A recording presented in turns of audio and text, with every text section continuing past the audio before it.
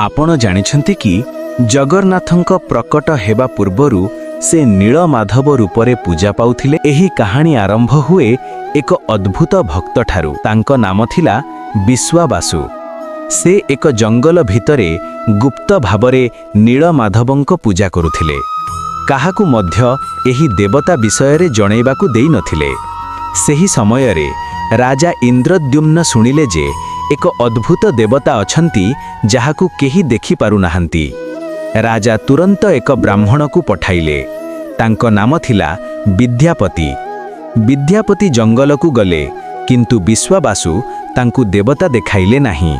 किंतु भाग्यरे थिला अन्य किछि। विद्यापति विश्वाबासुंक झियकु विवाह कले एवं परे चालाकीरे नीलमाधव देखिबाकु चाहिले। विश्वाबासु तांकु नेई गले, किंतु तांकर आखि बंधी देले। किंतु विद्यापति एक चालाक काम कले। से रास्तारे सोरिष दाना पकाइले। परे से रास्ता चिन्ह हेगला। परे विद्यापति राजांकु नेई गले, किंतु नीलमाधव हठात अंतर्धान हेगले। राजा दुखी हेगले। तांकर भक्ति देखि भगवान स्वप्नरे कहिले, मु जगन्नाथ रूपरे पुनर्बार आसिबी।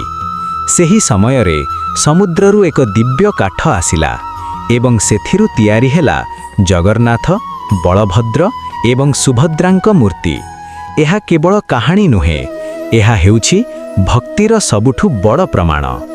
जदि आपण मध्य जगन्नाथंक भक्त, कमेंट्रे निश्चय लेखन्तु। जय जगन्नाथ।